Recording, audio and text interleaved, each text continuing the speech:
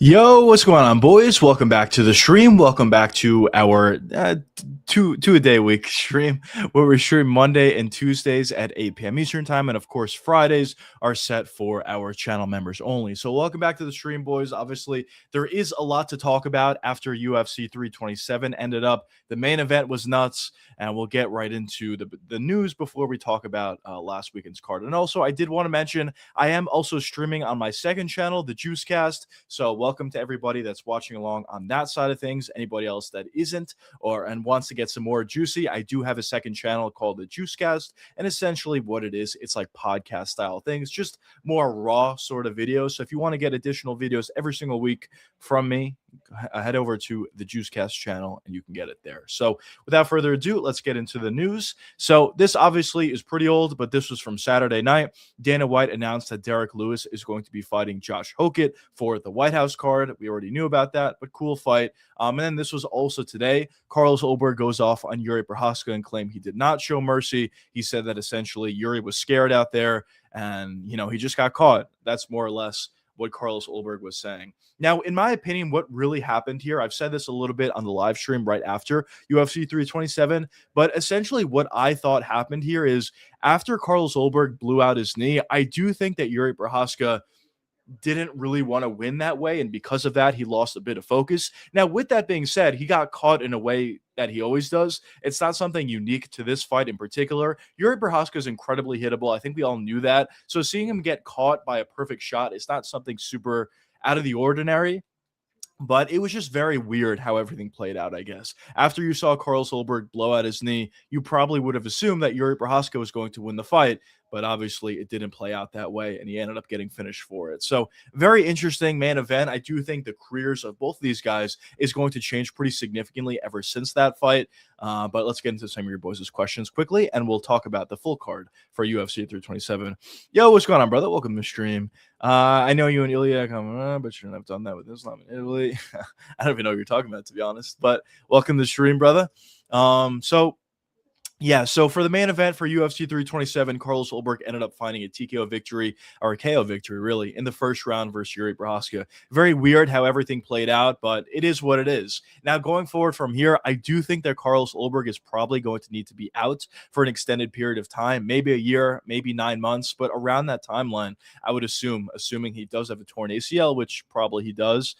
So all of a sudden, at the light heavyweight division, there's a bit of a mix-up. Now, I actually just put together a video about this, talking about this more in depth, but I think what the UFC should do at the light heavyweight division is put together an interim title fight. Now, for an interim title fight, there are a couple of options you can go with. You can go with Magomed Ankalaev, who is the #1 contender, but he's coming off a knockout loss. You could go with Jiri Prochazka because he's a big star, but he's coming off a knockout loss. You could go with Khalil Roundtree, but he's coming off a knockout loss. So what do you do at the weight class? What fight really makes sense? In my opinion, the fight that makes sense, not traditionally, but only in this specific situation, is Khamzat Chimaev versus Paulo Costa, assuming Khamzat Chimaev does end up beating Sean Strickland, which I do think he will. So if that does happen, he's going to be moving up to the light heavyweight division. And out of all the fighters, I think him versus Paulo actually makes the most sense. Paulo Costa is on a 2-fight win streak. He put on the best performance of his career by far at UFC 327. And everybody else in the rankings, as I mentioned before, is coming off a knockout loss. And I don't think a fight between Ankalaev and Khamzat does all that well. Also, I know in the past that Khamzat didn't really want to fight against Imavov because he was Muslim. So maybe there'll be a very similar thing here with Magomed Ankalaev. But nonetheless, Khamzat versus Paulo Costa is a fight that I would like to personally see. I get it. Paulo doesn't technically deserve it. I mean, he's only coming off a 2-fight win streak, and he only fought once at the light heavyweight division. But based upon the circumstances, I actually do think it makes a good amount of sense. Yo, Vex, what's going on, brother? Welcome to the stream.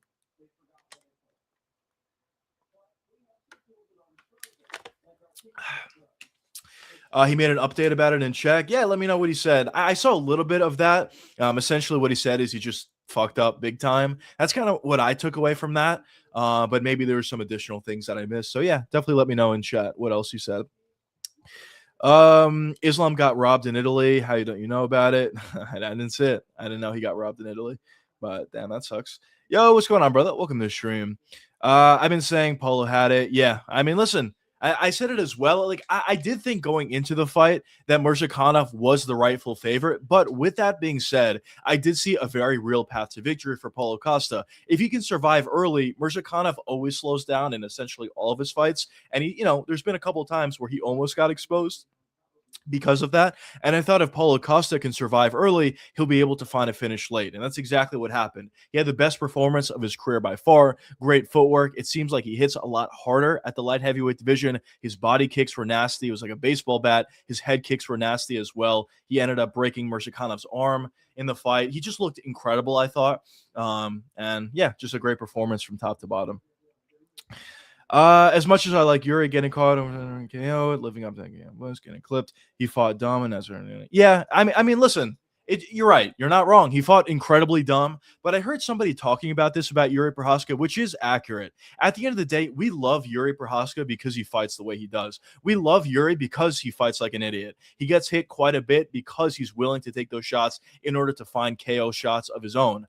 But in certain occasions, him fighting like an idiot is really going to get him caught. And we've seen that in the Alex Pereira fights. We saw it in this fight as well. So it kind of is a two-way street. On one hand, it's great to see him fight like that and fight like that for the fans, put on really fun performances. But at the same time, we can't say, we didn't see this coming. Yuri always fights like an idiot. And unfortunately, this time it got him caught. In terms of him showing mercy, I think he showed a little bit of mercy, I guess, in the sense that he wasn't fully locked in. After the torn ACL from Carlos Ulberg. But with that being said, I think it's not something out of the ordinary, as I was talking about before. It's not like Yuri never gets caught and all of a sudden he lost focus and he got caught in something that never really happens to him. Yuri always gets caught. So it's not something completely new, I guess is really my point. Very good. Yo, what's going on, brother? Welcome to the stream. You so bad YouTube like very proud. All right, thanks. Welcome to the stream. I think he was thrown on Mercer. Yeah, I think you're probably right. It probably was a bit overstated. I still think he was going for the finish. I think instead of really showing mercy, what really happened is he lost focus in a certain moment. And because of that, it was hard for him to refocus in the fight. But in terms of the finishing sequence, I don't think it had anything to do with him showing mercy. I think he just made a mistake. And that's something that he does quite often. He always has his hands down. He always gets caught. It's not something new. He got robbed of everything in his passport. I think it mentioned that. Oh, I don't know. I didn't hear about it, but damn, that sucks though. He basically said he wasn't necessarily feeling mercy. Feeling Carlos wanted to shift, but stopped being locked in because Carlos admitted it. Yeah. I think that's accurate, actually, what he said there. I don't necessarily think he showed mercy, but I think he wasn't fully locked in. So I think that's right, what he said. The mercy thing was a language barrier. Okay, makes sense. Costa against Southpaw Russian stays undefeated. He's really good against Southpaws. It's kind of crazy how often he does fight Southpaws. Yoel Romero, even back in the day as well. I mean, his body kick against Southpaws is incredibly effective. He doesn't hit the hardest, obviously, but at the light heavyweight division, hits a bit harder. But his body kicks and his head kicks are incredibly fast. And also, especially those body kicks are very powerful as well. So, yeah, he's good, man, especially against Southpaws. We are KOing Big Ong. Let's go. We'll see what they decide to do. Obviously, it's a bit tricky, but I do think we're going to get some answers based upon the Sean Strickland versus Khamzat Chimaev fight. I think we've known this for quite a while, but Khamzat Chimaev does want to make the move to the light heavyweight division, and if he does, I mean, what's a bigger fight? They were supposed to fight initially, but Paulo Costa had to pull out with staph, or not staph, whatever that was. He had a hole in his arm. Maybe it was staph, but whatever that was, he had to pull out last second. Now, all of a sudden, you have an opportunity to put that fight back together. They have beef. They're both big stars, and it'll be a fun fight, one way or the other. Yo, what's going on, brother? Welcome to the stream. Trash channel. When is the White House Ultimate Frontier event? The White House event it's in June. The exact date is June 14th. It's on a Sunday, I believe. So yeah, it's a little bit different. But welcome to the stream. If Yuri just started dancing, he would have still won. Yeah, I think that's kind of the frustrating thing about the fight itself. If Yuri did literally anything else outside of what he did, he would have won the fight. If he ran away for the entire round, he would have won the fight. If he just stayed on the outside and utilized leg kicks, he would have won the fight. If he just shot in for a takedown, he would have won the fight. I mean, a guy in one leg is probably not going to be able to stuff takedowns that effectively or effectively at all. Even though Yuri is not really known for his grappling, I'm sure he would have been able to find a takedown if he went for it. So literally anything he could have done differently and he would have won the fight. And I think that's the most frustrating thing about it. But as I said before, at the end of the day, Yuri fights in a certain way that we love when he wins, but also when he loses, everyone calls him an idiot. And I guess rightfully so. It definitely was not a smart way to fight considering the circumstances. But with that being said, you kind of have to take the good with the bad with Jiri Prochazka. Love how Alex leave and all the middle. It's true. It's true. A lot of these guys are moving up. But yeah, I mean, listen, even when Alex Pereira was there, the light heavyweight division was definitely not that good. But especially at this point, with him out of the division, the weight class is probably the worst it's ever been. I mean, some of these guys moving up maybe will bolster the weight class a little bit. We'll see how Paulo Costa does in his future at the light heavyweight division. I do think he should stay at the weight class. I think it makes a lot of sense. He looks really good there. We'll see how Robert Whitaker does at the weight class, how RDR does at the weight class. So I guess there technically are reinforcements coming to the weight class, but at the end of the day, it's definitely not that good of a weight class, and I think that's pretty obvious. But we'll see what happens going forward, and we'll go forward from there. But yeah, in addition, though, getting back to UFC 327 outside of the main event, there was a lot of really good and fun performances. Paulo Costa put on a great performance, round 3 TKO victory over Mirzakhanov, which is something we touched upon before. The best performance of his career by far. Josh Hokit versus Curtis Blades was an absolute banger. I think at this point it's official. Not only is Josh Hokit a legit top 5 or top 4 guy at the heavyweight division, but he's also an absolute star at the UFC level, and it's definitely something that the heavyweight division desperately needed for quite some time. So it's cool to see that. And obviously, it's just very nice to see a functional heavyweight getting added to the weight class. Also, on top of that, Gable Steveson also got added to the UFC's roster, and he's going to be fighting during International Fight Week. So we got additional reinforcements to the heavyweight division. And after UFC 327, it just felt so reinvigorating to see positive news for the heavyweight division. Now, is the heavyweight division back? I don't know. We'll see. Obviously, it's only 2 guys. We'll see how good Gable actually is. There's no guarantee he'll be incredible, but at the very least, there's something there. There's an exciting prospect there. And for Hokit, he is really good. So we'll see. Obviously, everything plays out. But at the very least, on the night of the fights, it was very, it was a breath of fresh air, I guess I should say, seeing all those positives for a weight class that's been dead for I don't know how long. So that was cool. Then Dominic Reyes versus Johnny Walker. It's not even worth talking about. That's such a bad fight. Cub Swanson got a TKO or a KO victory in his retirement fight against Nate Landwehr. I thought Nate Landwehr looked the worst I've ever seen him, though, with that being said, but good victory nonetheless for Cub. Aaron Pico looked incredible against Patricio Pitbull. I know it's Patricio Pitbull. Is he the best fighter in the world? No. He's getting older. He's definitely not what he used to be. And also, he had most of his success in Bellator anyway. But with that being said, it was a really good performance from Aaron Pico. His speed was on point. His power was on point. His boxing was on point. Even his wrestling in times, just to mix it up, looked pretty good as well. So I thought Aaron Pico needed this win. He got it. He looked real good, and we'll see where he goes forward from here. Kevin Holland put on a decent performance versus Randy Brown. The third round was, not an amazing fight, to say the least. But outside of that, it was somewhat fun. Kevin Holland looked good, and he got the win most importantly. Esteban Ribovic disappointed me, honestly, against Mateusz Gamrot. Now, going into the fight, I think most people thought Gamrot was going to win the fight, and he was going to win the fight via grappling. That's obviously what he was able to do. But really the thing that disappointed me about Ribovic is not that he lost necessarily to Gamrot, but it's the way he lost. Everything that his coaches told him, he just did the opposite as soon as the fight started, or as soon as the next round started. His coaches said, don't throw any kicks. He throws kicks immediately as soon as the fight starts. Yeah, and he just gets taken down for it. And, eventually he ended up getting submitted in that second round. So really bad performance from Ribovic. Really good performance from Gamrot. I thought he looked real good, but at the same time, Ribovic made a lot of mistakes. So a bit of unfortunate there, a bit frustrating in that one. Tatiana Suarez ended up finding the submission in round 2 versus Lupi Godinez. Once again there, Lupi looked pretty good early, but she just made a lot of dumb mistakes, and she ended up getting submitted for it. So Suarez and Gamrot both looked pretty good, I would say, but at the same time, their opponents made significant mistakes that, gave them the losses. So it was a bit weird. Then the fight before that, Chris Padilla versus Medeiros. Definitely a pretty decent fight. Turned out to be a draw. Gastelum versus Luque. Gastelum was probably the dumbest to ever do it. This is a very tailor-made fight for Kelvin Gastelum. He should have definitely beaten Vicente Luque. He ended up getting dropped. and then eventually submitted, giving essentially Vicente Luque his best choke.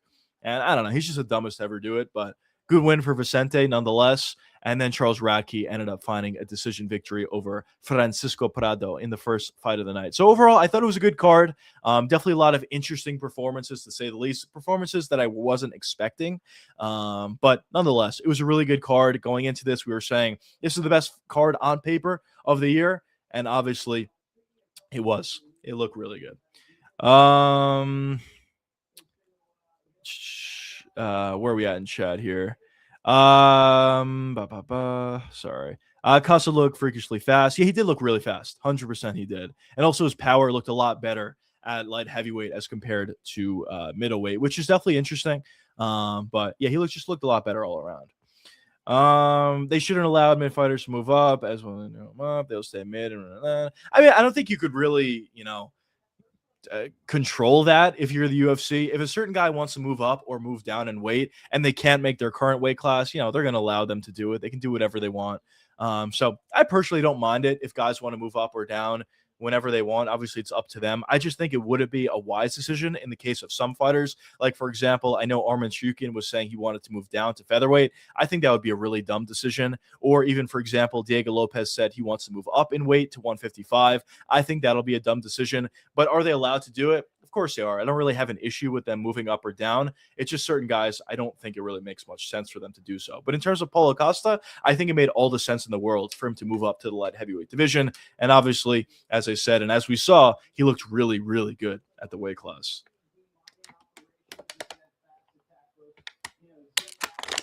Apparently, Izzy and Ulberg have some kind of drama. Yeah, I don't know exactly what happened. Maybe they were dating and they broke up. I don't know. I don't know exactly what happened there, but yeah, Izzy hasn't said anything or congratulated Ulberg after that victory. So I don't really know what's going on there. I know their coach recently came out today, I think, and said nothing was going on, but I don't know if that really means anything. I'm sure if Israel Adesanya was really happy for his teammate in Carlos Ulberg, he would have said something, posted some sort of a statement, or did one of those reaction videos to his fight, but he didn't. So I don't know. Probably some kind of beef there. Yo, what's going on, brother? Welcome to the stream. Thanks for streaming. Thanks for joining the stream. I appreciate that. And yes, sir, I am streaming on the second channel as well. So anybody that is interested, I do have a second channel called the Juicecast. It's just additional videos, essentially. Just more raw videos of me just blabbing on about MMA topics, giving you guys instant reactions about certain cards, instant reactions about certain news that has come out. And it's just kind of another way for me to post additional videos. So if you guys are interested, I'll leave the link in chat, which I'll do right now. There you go, fellas. All right, where are we at in chat here? I really don't think RDR will do as well at light heavyweight. It seems like a big factor. Yeah, I mean, listen, it is definitely a thought. I mean, in general, I think I probably would agree with you. I think a big reason for why he had so much success at middleweight is in part because he was bigger than everybody else. He was able to take the shots really well. He was able to just be physically stronger than a lot of his opponents, hold him up against the cage. I think he essentially beat Robert Whittaker because he was bigger than him. So yes, he is losing some of that size factor or size advantage, I guess, moving up to the light heavyweight division. But with that being said, it's not a guarantee, but a lot of these guys at the weight class are not good grapplers. And if RDR is able to find takedowns against these guys, he'll probably submit them. Like if he takes down Carlos Ulberg, he'll probably submit him. If he takes down Khalil Roundtree, he'll probably submit him. If he takes down Jan Blachowicz, honestly, he'll probably submit him or just have control. If he takes down Jamal Hill, he'll submit him. Guskov, probably the same thing. A lot of these guys at the top half of the weight class just cannot grapple, more or less. So it's kind of a interesting give and take, I guess. So yes, theoretically, something that gave him a huge advantage in the majority of his fights are gone now. But at the same time, the level of competition and the way a lot of these guys fight is just a little bit different compared to middleweight. So it's interesting. Yo, what's going on, brother? Welcome to the stream. My name is Jeff. Very nice. Welcome. Do you think if Whittaker wins his 2-5, he can match up with Whittaker? Can DDP also move up 2-5? I don't think DDP will, if I had to guess. Could he? Sure he can. He's pretty big for middleweight, so he probably could, but I don't think he will. And in terms of getting the fight between Paulo Costa and Robert Whittaker, I don't know. I mean, I don't know what the real level of interest is for that kind of a fight. Theoretically, could we get it? I guess so. But I think the UFC, I mean, I don't know. This is kind of just me speculating, but I feel like the UFC would prefer to put a fight together between Khamzat Chimaev and Paulo Costa for the interim belt, or just put that fight together in general, as opposed to a Robert Whittaker fight. Let's go. Got it, boys. Gamrot versus Patty would be good. Yeah, the scrambles in that fight would be really fun. Definitely a fight that I would like to see put together. I think Patty has a lot of options, to be honest. I think you can go in the BSD route. I think you can put together a fight between Patty Pimblett and Max Holloway. I think you could do Patty Pimblett versus Dan Hooker. I think you could do Patty Pimblett versus Gamrot. There definitely are a lot of directions you can go in with him. It just depends what the UFC wants to do. I'm sure they're going to give him a fight that's the most likely he'll win, for one, and for two, the fight that sells the best. I'm sure they'll do that. So I guess that fight probably would be Dan Hooker, I would assume, but I don't know. We'll see what they decide to do. There's a lot of options. Hi, Bobby. How are you? What's going on, brother? Welcome to the stream. Beneil should have moved up years ago. Yeah, I don't know. I mean, I personally prefer Beneil just to retire. If he moves up, could he be better at welterweight? Maybe, but his chin is so bad at lightweight. I know he's not cutting as much weight if he moves up to welterweight, but I don't really know how much weight he cut anyway at at lightweight. So I don't know. I don't know how much of a difference it would really play. But I don't know. Maybe it's a decision that he could make, and maybe it'll help him out. If someone says they cannot make the weight and want to move up or down, cancel the contract and ask for a new one and see for laws before go. Yeah. I mean, I guess I don't know, but you know, it is what it is.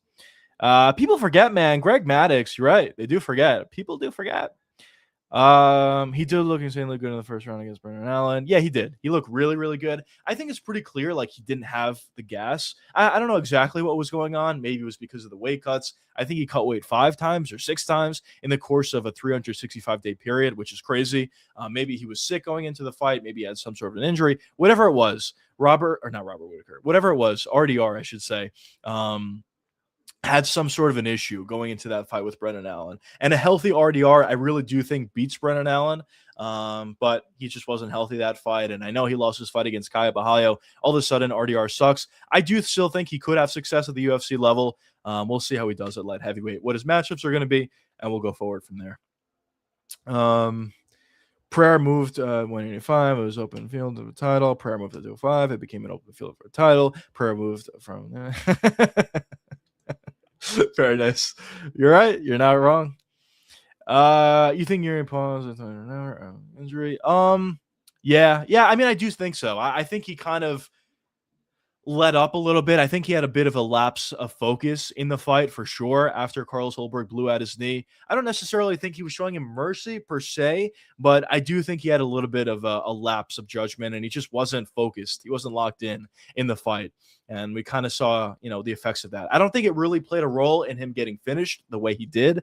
Jiri always gets caught, and I don't think it's a huge surprise. But really what I think the issue is, in certain moments when Carlos Ulberg was essentially falling over himself, Jiri Prochazka kind of just backed away in those moments. And in those moments, Jiri literally could have just fell on top of Carlos Ulberg, and he would have gotten the victory there. Carlos would not have been able to get back to his feet from there. And if Jiri wanted to go just to leg kicks, he could have done that. If he wanted to go for takedowns, he could have done that. Essentially, Jiri Prochazka could have done anything else outside of what he decided to do, and he would have won the fight. So I think that's really the frustrating part for Jiri fans, and even for Jiri himself as well. John, what's going on, brother? Welcome to the stream. I have a feeling they're going to give the next title shot to Costa. Yeah, I actually just put a video together about it today. If he beats Ulberg, comes on and Costa have beef and each other. Yep, I completely agree. I absolutely agree. I think that's the big fight that you could put together at the light heavyweight division. I actually think it makes sense. I think if Khamzat does beat Sean Strickland, which I think he will, you're going to see an interim title fight between Khamzat and Paulo Costa. Listen, Paulo Costa has one victory at light heavyweight. Now he's getting a shot at the title, or interim title at least. I know it's not necessarily fair. I do get it, anybody that is saying that. But at the same time, what are your alternatives? Can you do Khamzat versus Magomed Ankalaev? Probably not. The UFC hates Magomed and also is coming off a knockout loss. Could he do Jiri versus Khamzat? Probably not. He's coming off a really bad knockout loss in his last fight against Carlos. Could you put together a fight between Khamzat and Khalil Roundtree? Probably not. They're sparring partners, and also Khalil Roundtree just got knocked out in his last fight as well. Could he do Morzakana versus Hamzat? Obviously not. He just got knocked out. So low key, Paulo Costa versus Hamzat Chimaev makes the most sense for the weight class for the next interim title shot. I don't know if they're necessarily going to do it. I guess we'll have to wait and see how long Carlos Ulberg actually is going to be out. But I'm sure he's going to be out for at least 8-9 months, if not longer. So if that's the case, I'm sure they're going to put together an interim title fight. Now, a lot of times, honestly, the light heavyweight champion vacates the belt. We saw that with Jiri Prochazka. We saw that as well for Jamal Hill, I believe it was. So I wouldn't be surprised if there's some pressure on Carlos Ulberg to relinquish the belt, but I don't think he's going to do that. I think they're just going to put together an interim title fight. So why not? Paulo Costa versus Hamzat, it's a big fight, and go forward from there. Assuming, obviously, Hamzat does beat Sean Strickland, which is not a guarantee, but I do think, there's a good chance of that happening, I guess.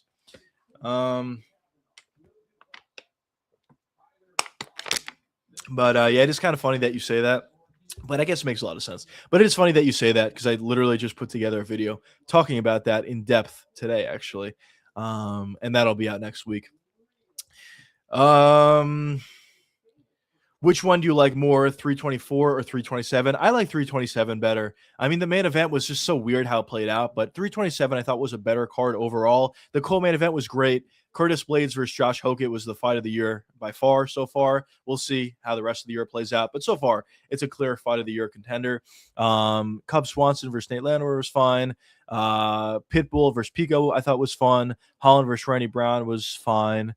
And the rest of the card was pretty good as well. So I personally prefer 327 over 324. Not saying 324 is bad. It wasn't, but 327 is better, I think. Shavkat, Josh Hokit sent me a location. Doesn't matter. Very nice.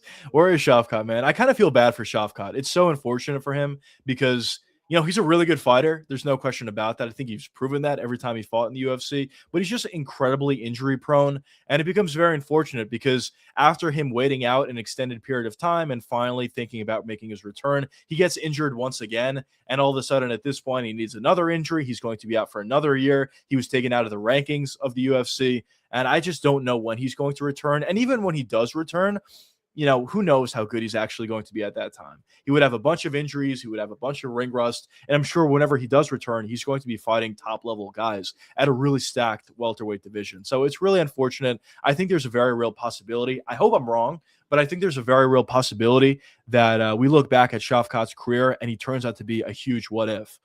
I would have, maybe he never fights again. I think he probably will, if I had to say, but it's possible. Maybe he never fights again. Maybe whenever he does return, he's not the same. It's just very unfortunate to see how his career played out. How do you think the light heavyweight Jelton Emmanuel actually won for the subs? I think he would do really well. I've always said this about Jelton Almeida. I think he's a freak athlete. He's incredibly strong, like freakishly strong. He's got good wrestling. Also, he's really fast. Can he strike? No, but he has all the intangibles to him. And I do think at this version of the heavyweight division, he would have a lot of success. So it's unfortunate to see that he just finds takedowns and then literally does nothing with it. But if theoretically he went for ground and pound strikes, or theoretically if he went for submissions or looked to find any sort of damage at all, I think he would have a lot of success at the heavyweight division. Now, would he be a champion? Probably not, but I think he'll have a lot of success. And I think he'll give, guys issues. Even a guy like Tom Aspinall, I think he can give him issues even if he doesn't beat him. So it's kind of weird to see, the way he fights, I guess. Shavkat versus Joshua, what are you talking about? Very nice. Very nice. Shavkat's pissed. Or Hokit's pissed. IDK was about 124, but I just didn't like it. Yeah, I mean, I don't hate that opinion, to be honest. It wasn't amazing. The main event was kind of weird. Not how it played out. I guess it was fun, but just the fact that that was your main event for a weight class that clearly should have involved Arman Shukin. I think that was kind of frustrating, I guess, watching it from that perspective. So yeah, I don't know. I also didn't love 324. It was okay, but it wasn't amazing. Juan, what's going on, brother? Welcome to the stream.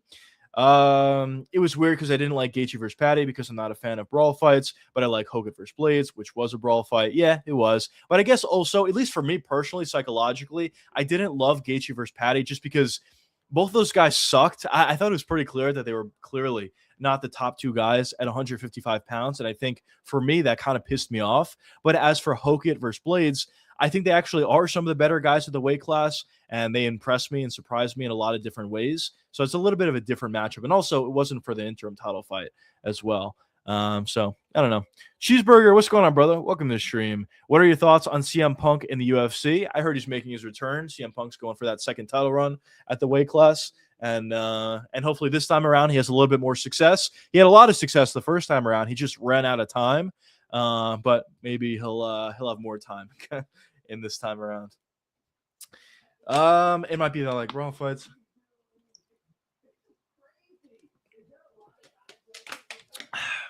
Yeah, I mean, listen, brawl fights definitely do feel as if they're just not high level fights. I do think brawl fights could be high level in certain circumstances. And I think for the expectations and also for the heavyweight division in general, it was kind of fine that we had a bit of a brawl fight. It turned out to be super, super fun. I thought it was an incredible fight. But at the end of the day, yeah, it's different. If you're watching a title fight, you want to see the best fight the best. And when they're just brawling out there and clearly proving that they're not the best of their weight class, there definitely is, it does leave you with a bad taste in your mouth. So I do kind of agree. Brawl fights are fun, but they have their purpose and they have their place. But for high level title fights, you prefer not to see them. So yeah, I do agree with that.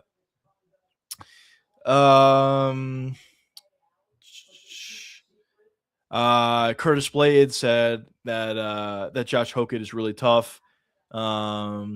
And whatnot, and yeah, I don't know. I kind of do feel bad for Curtis Blades in a way, though, just because he took a lot of damage in this fight, and he's taken a lot of damage throughout his career in general. There's no guarantee that he comes back himself. I've said this forever. If you guys watch my live streams, you'd know this, but I've said forever that I thought, not Josh Hokit, that I thought Curtis Blades is actually pretty good for the heavyweight division. He just lacks fight IQ. That kind of disqualifies him from being a legitimate top 10 guy, or top 10, the legitimate top 3 guy at the heavyweight division. But I still thought he was really good. He's pretty fast. He hits pretty hard. His striking's pretty good. His wrestling's pretty good as well. There's a lot of things that he does well. He's a functional heavyweight, which is more than a lot of the rest of the weight division.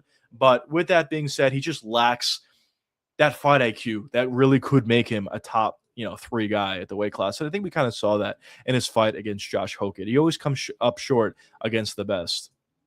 So it's unfortunate, but there is a very, very real possibility that he never comes back the same. Maybe the damage really adds up for him. Maybe his chin's not the same going forward from here. I don't know, but I kind of hope for his career he either retires or he looks good whenever he does return. I wouldn't mind him retiring. At this point, he's probably not going to get a title shot ever again. So what is he really fighting for? I know he's going to get paid in each one of his fights. I'm pretty sure he gets paid decently well. So, I guess there's a lot of money just to leave on the table. But at the same time, I don't know. How much does he really have left to fight for?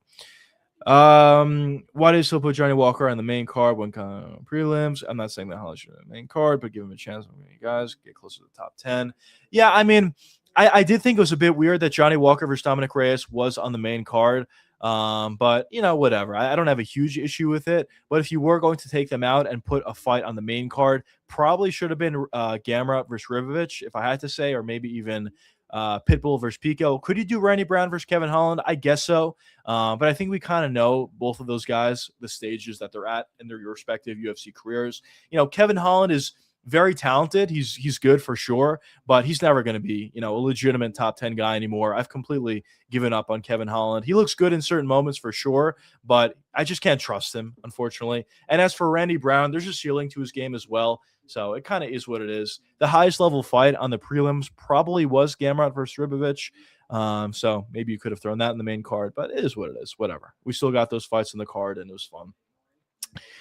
Yuri asking for the Walker fight seems laughable. Obviously reckless is Yuri might get chin, but yeah, I don't know. I didn't even know he was asking for that. He was asking for Johnny Walker. But yeah, it's possible. I mean, based upon the way that Johnny Walker fought on Saturday night, I mean, if he fights like that, I'm sure Yuri's going to get him.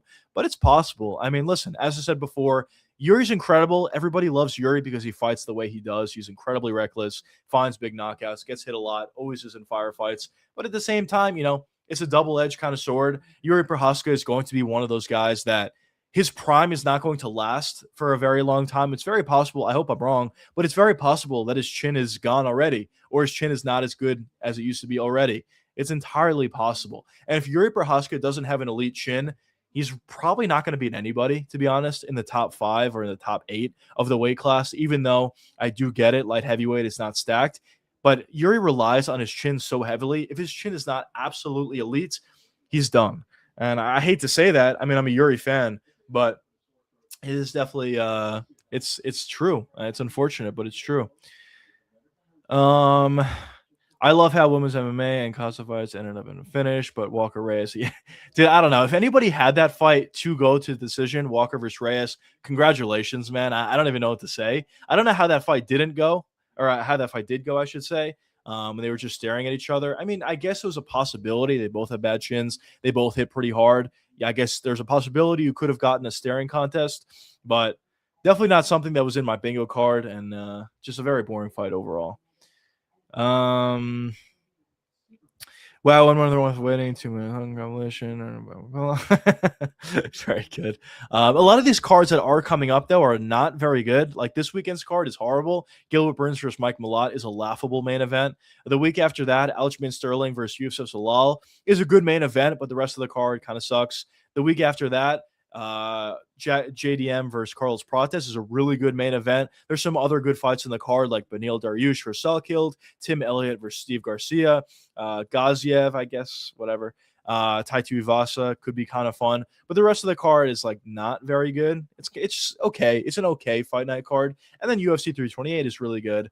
But we're not necessarily like at a point where every single card is really good and really fun, which is unfortunate. But that's kind of the state of the UFC at this point. Occasionally, you'll get those really big cards like UFC 327, but after that, there's a bit of a lapse. I had a 7-leg DGen parlay. I was picking the including Holland round fight. Also included Walker versus Reyes and parlay. Fucking hell. Yeah, I mean, listen, DGen parlays are really fun to take, but they're super hard to hit. But if you hit one of those, dude, like forget it. Where are we at here? Paulo only has 1 fight left in his contract. Maybe that's why the UFC gave him a fight, thinking that he would lose. Always or something.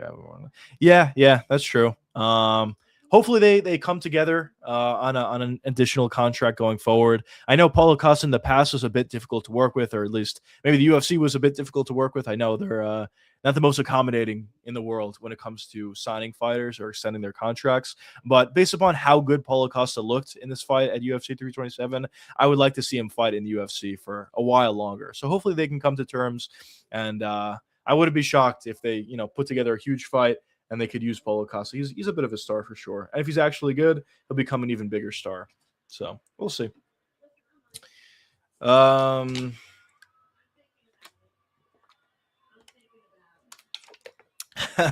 Then before the fights, you were thinking, what if it goes to decision? Yeah, I mean, I said that, I didn't actually think it was going to happen, but I did make the mention that, it's 2 guys that hit hard and don't have a good chin. It's possible that it can just be a staring contest for 3 rounds, but I didn't actually think that was going to happen. I thought eventually one of these 2 guys were going to open up and explode and find the knockout or get knocked out because of it.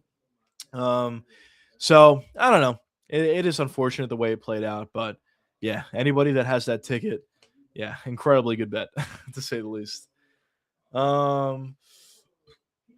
Dariush still fighting. He gets his salary or his pension.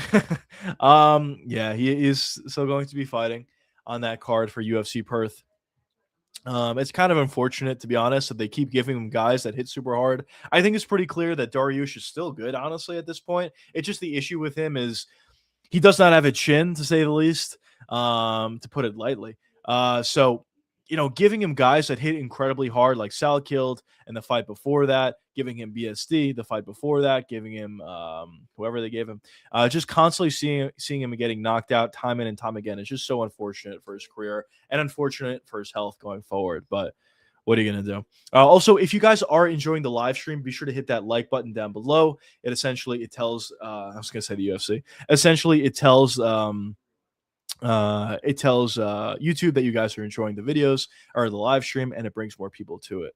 My bad, fellas. Let me just do something quickly. All right. Should be good now. All right. Where are we at here? Honestly, the only more impressive thing about the fight was Rand's takedown defense. Yeah, yeah, I guess so. Yeah, that's true. Hokit's going to KO Lewis. Yeah, I think so. I think so as well. Listen, I don't think he should strike against Derek Lewis. Could he have success in the striking against him? Yeah, I do think he could. He's going to be a lot faster, and essentially he's going to be landing first. But it's a very dangerous game. Hokit did get hit a decent amount against Curtis Blades, and if you take some of those shots against Derek Lewis, you're probably going to get knocked out. So the smart approach from Hokit will probably be to strike a little bit, but pressure and find takedowns. And on the ground, land big ground and pound shots and find the finish from there. I think that's probably the best path to victory for Hokit. Is he going to do that? We'll see if he decides to do that. But who knows? Who knows? But I do think he will win. I think he should win. He's significantly better than his opponent in Derek Lewis. Derek Lewis is literally just KO or bust. I think Hokit proved that he's significantly better than just that. But we shall see. Wish Benil, which is an environment, is doing. Yeah. Yeah, that's true. Just do RAF performances if that's what you're talking about. I do agree. I would prefer him just to do something else, make his money in a different manner. But I don't know. It's unfortunate, I guess. Ba, ba, ba.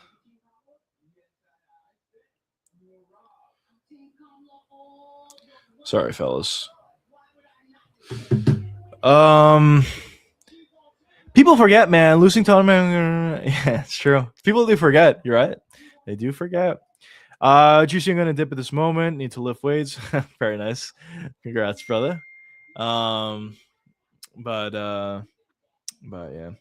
$1 million bonus versus what cards might actually get to pour as performance bonus check. Now, yeah, probably. I do think that the $1 million bonus for the White House card is huge, actually, for these guys. So we'll see what type of fights happen on that card. I'm sure we're going to see a lot of finishes because of that. But I'm sure Taporia is going to get a performance of the night. He's probably going to be able to knock out Justin Gaethje within the first round, I would assume. Anything, any sort of adversity at all would be a disappointment for Taporia, but I just don't really see it. I know I'm really overlooking Justin Gaethje here, and a lot of times when you overlook fighters, they surprise you in certain moments. But I don't know. I just don't really see a path to victory for Justin Gaethje. Outside of a head kick, a fluky head kick, I don't see how he wins the fight. Calf kicks, I'm sure he can go to, but I don't think that's going to be enough to actually beat Ilia Topuria. And the longer the fight stays on the feet, the more Ilia is going to pressure, put punches together in combination. He hits really hard. Gaethje's chin is not as good as it used to be. Also, he's just incredibly hittable. So it's just very unfortunate for Justin Gaethje. I just don't think he's going to have all that much success at all. But we'll see what happens in the matchup itself. Just doing a quick Twitter check just to see if I'm missing anything. But in terms of news, honestly, not much. We did see the visuals for the White House card, which look pretty cool. Apparently, they're going to be fighting whether it's raining or not. So that's also an additional bit of news for the White House card. Outside of that, Carlos Ulberg did say that Jiri Prochazka was kind of, he said it was BS of what Jiri was saying. So that's something to think about, I guess. But I don't know. Unfortunate how the main event played out, to say the least. Outside of Justin holding in on the cage and making uppercuts and range, what else could do? Yeah, I don't know. Outside of that, just land a head kick, I guess. Land the same head kick that he was able to land on Dustin Poirier. But I don't know. I know a lot of people say the way you beat Ilia Topuria is by landing calf kicks, which, he is heavy on his front leg. You could go to the calf kicks. They could be effective. But I think it just takes a lot more than that outside of just the calf kicks. So I don't know. I just don't really see it. Maybe he can go to calf kicks, utilize footwork, try to stay away, and eventually fire in a head kick. Maybe he can do something like that, but I just think it's, a very difficult thing for him to actually beat Topuria. And he's kind of banking on a fluke to actually win. So Nina going to get performance of the night by Dana, and that's poor. Very good. But yeah, it should be fun, though. I know a lot of people were a bit disappointed about the White House card, and I think based upon the expectations of the card, yeah, it definitely is disappointing. But at the same time, I still think the card is pretty good still. I do think there are going to be a lot of fun fights in the card, probably a lot of finishes. The main event is definitely going to be a finish, I would assume. Alex versus Shrilgan, most likely going to be a finish. Sean O'Malley versus Sahabi, I could see that going the distance. Hoofy versus Michael Chandler, guaranteed finish. Kyle Dawkins versus Bo Nickel, could go, honestly. Lopez versus Steve Garcia probably will be a finish. So, listen, I do think there are fun fights, and then Hokit versus Derek Lewis, almost guaranteed to be a finish. I do think there are a lot of fun fights for sure. But, we'll see what happens going forward from there. Ilya has weak jiu-jitsu, if Justin knew about it. Yeah, I don't know if I would necessarily say that, to be honest, if Ilya has weak jiu-jitsu. And also, I think, if anything, Justin has weak jiu-jitsu, to say the least. Every time the fight goes to the ground against a half-decent opponent, he never knows what he's doing, and he always gets submitted for it or just, dominated on the ground.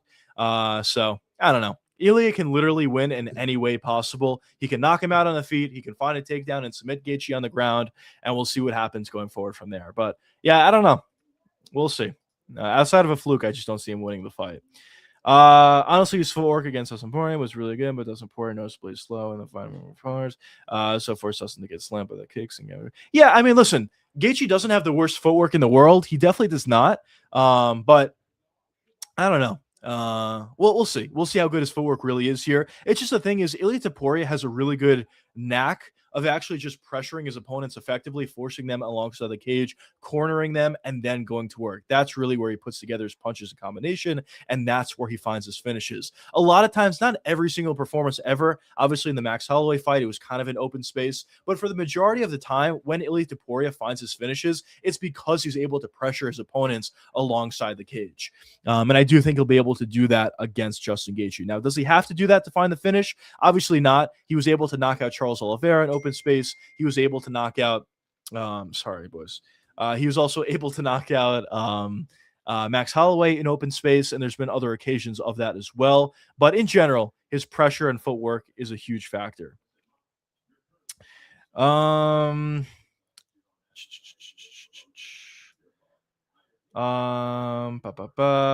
really fumbled. Yeah, I agree. Patty really fumbled big time. I mean, he really fucked over the UFC more so than anything else, just because sorry, boys. I'm sorry.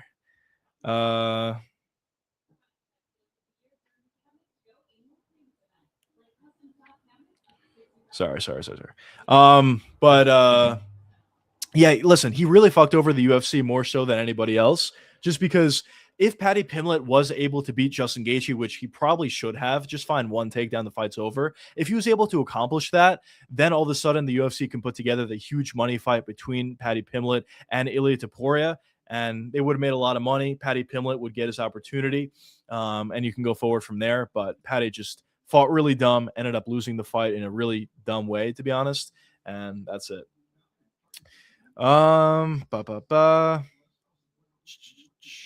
Like, he didn't even try to take him down and should have. Yeah, listen, I agree with you. Absolutely. I know Justin Gaethje has good takedown defense. And I know also at the same time that Paddy Pimblett doesn't have good wrestling, to say the least. I think he only has 2 takedowns in his UFC career. But at the same time, he should have at the very least attempted takedowns. I've said going into the fight, I thought Paddy Pimblett was going to win because eventually the fight was going to go to the ground in one way or the other. And I thought really how the fight would go to the ground is Justin Gaethje was going to overswing on a couple of shots, give up his back, or Paddy Pimblett can jump on the back and find the submission from there. That's how I thought the fight would go to the ground, not by a traditional single or double leg.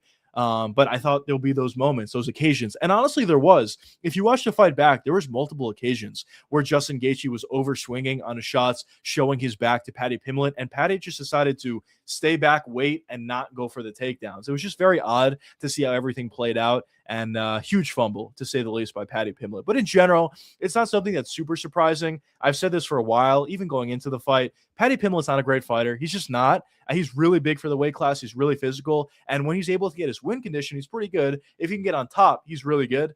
But outside of that, his striking's not very good. His wrestling is really bad. There's just not much to his game outside of his chin and, his top pressure, I guess. So it's not that surprising. Justin, after the Topuria loss, your whole life has been dead. Very nice. Johnny, what's going on, brother? Welcome to the stream. I would book Costa versus Uncle Laya for the interim title. I guess you could theoretically do that. I just think, listen, if Hamza Chimaev does beat Sean Strickland, which I think he will. I think it's pretty clear that he wants to move up to light heavyweight. So all of a sudden, you can put together the fight between Hamzat and Paulo Costa for the interim belt. And now a lot of people will say it's not fair. Magomed Ankalaev should be involved in an interim title fight. But at the same time, he is coming off a knockout loss. So I don't think it would be egregious if the UFC skipped over him. So we'll see what they decide to. And also, the UFC doesn't like Magomed Ankalaev, to say the least. So we'll see. But that's what I would personally do. Yo, what's going on, brother? Welcome to the stream. What's going on, Ricky? Justin's gonna win. You think he's gonna win? I have a very hard time believing he will, but anything's possible, I guess. We've seen crazy things happen in the past, but I don't know. I just don't see it personally. Man.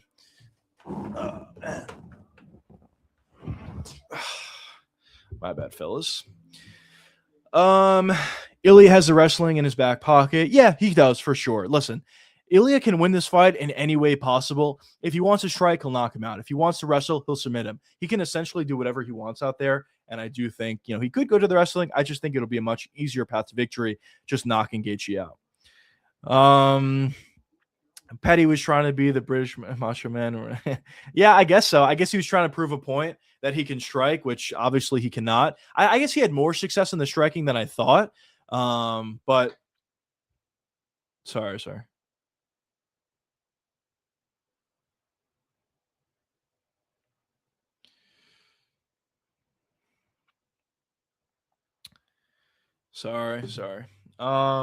But yeah, I forgot what I was talking about now. I keep getting distracted here, fellas. I apologize.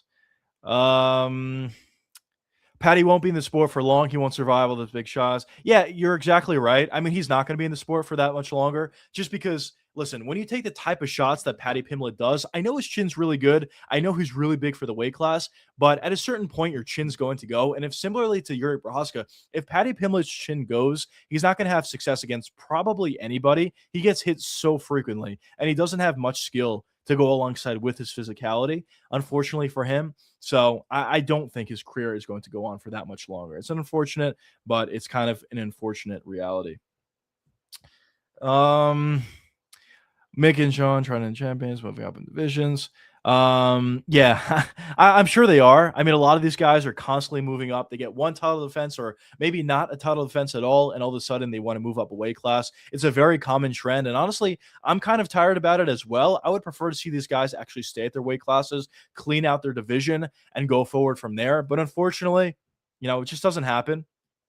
A lot of these guys just want to get that second belt, and they want to, be great, I guess. But I don't know. We'll see.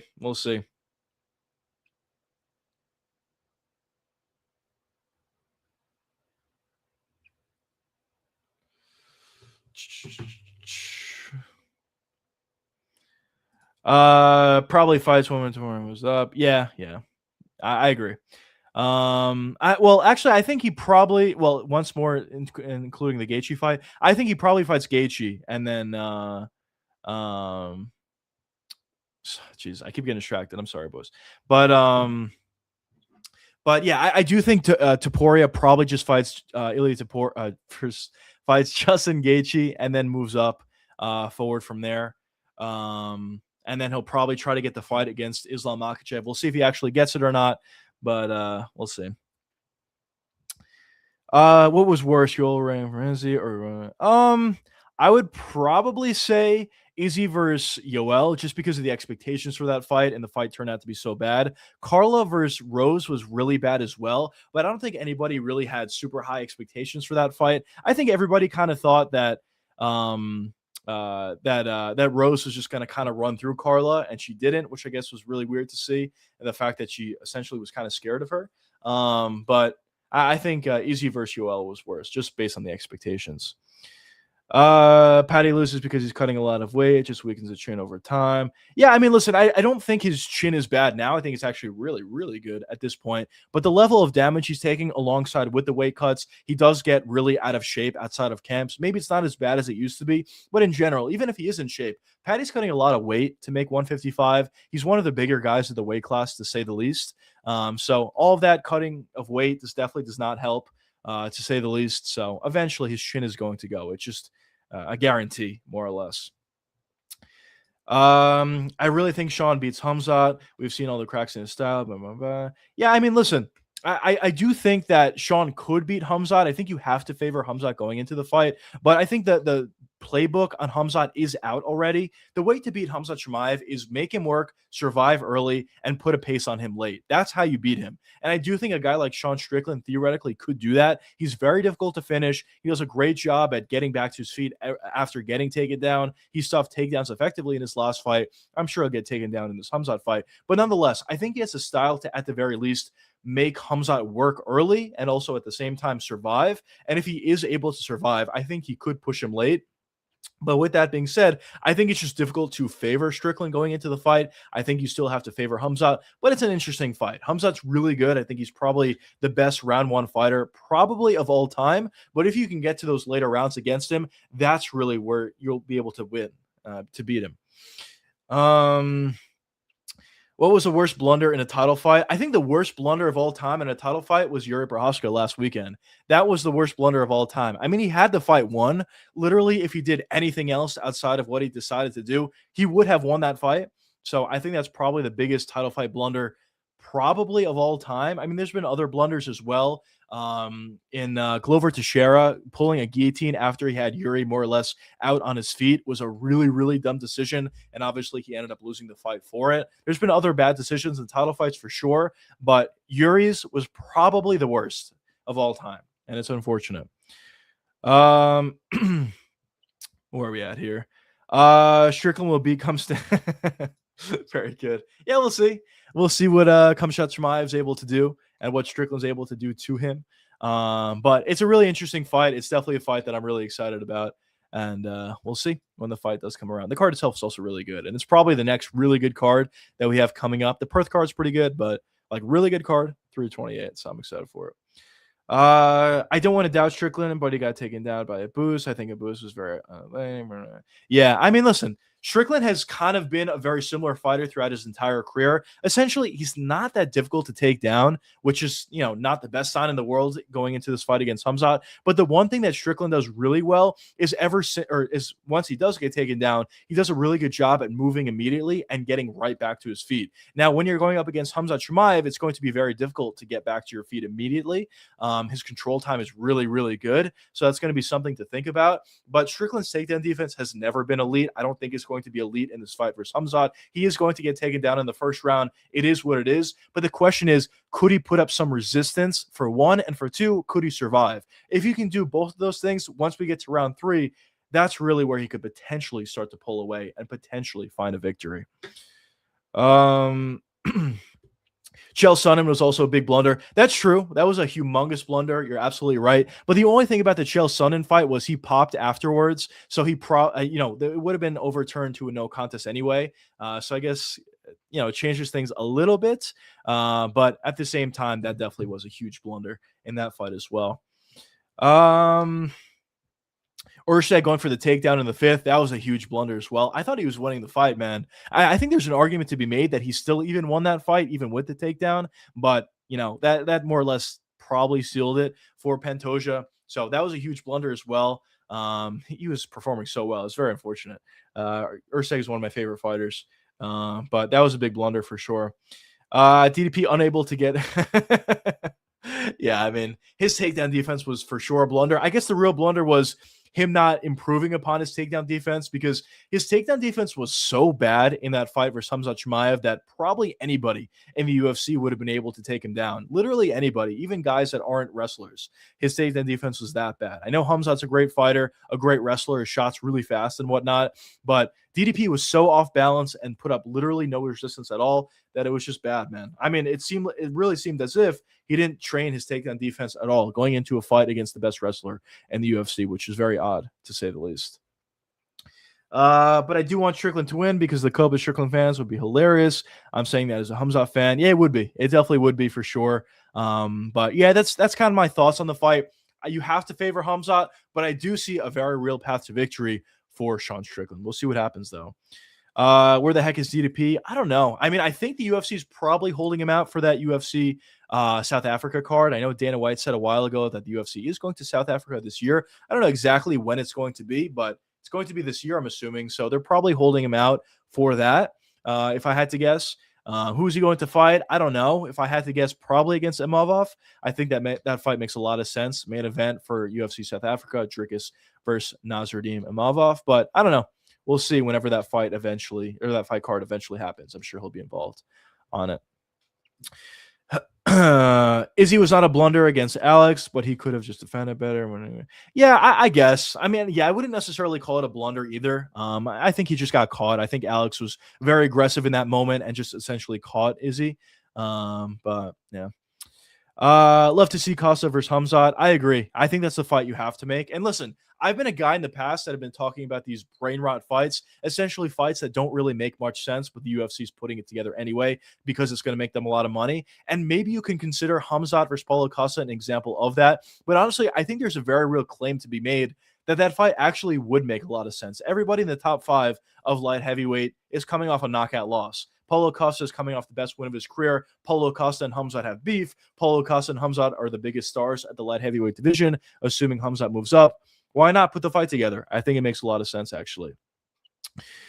DDP literally stood and tall. Yeah, I mean, it's insane. It's insane that was his strategy going into a fight against a high-level wrestler. I don't know what to say. And also, when he's throwing his shots, I mean, he has a lot of success when he utilizes this sort of style against other strikers. But in general, it leaves you very susceptible to getting taken down. He's throwing his shots and he's like falling over himself. It's very difficult to stay on his feet when doing that. So I don't know. I don't know what kind of game plan Dricus really had going into the fight, but it was definitely not a good one, to say the least. I understand lower probably guess well when it comes to yeah, I mean, you definitely want to have a lower center of gravity and you don't want to be falling over yourself. Outside of just standing up tall, he was falling over himself, which is insane. So I don't know. Strickland also stands up really tall as well, which is something to think about. That's a big reason for why he doesn't defend takedowns that effectively. But he did in his last fight versus Fluffy. But Khamzat is a completely different level wrestler as compared to Fluffy. So we'll see. DDP is too busy kissing his coach, not available. That's why he's out. Yo, what's going on, Specky? What's going on, brother? Welcome to the stream. It's been a while. You remember me? Yeah, I remember you, brother. Welcome back to the stream. It has been quite a while. But yeah, I don't really know what kind of game plan Dricus had going into the fight. I think he kind of thought, you know, I can literally just go in here, land a couple shots, find the finish, and go forward from there. I don't really think Dricus necessarily game plans. Well, actually, no, I don't want to say that at all. That's not true. I was going to say I don't think Dricus really game plans for any of his opponents, but I don't think that's true because he actually implemented really good strategies against a lot of his opponents. And that's a big reason for why he was the champion and why he had as much success as he did. But at least in the Khamzat fight, I don't think he really had much of a strategy at all if he wasn't able to defend takedowns, or at least try to. Remember when I tried to wrestle Sean O'Malley, puncher? No. Oh, actually, yes, I do. Yes, I do.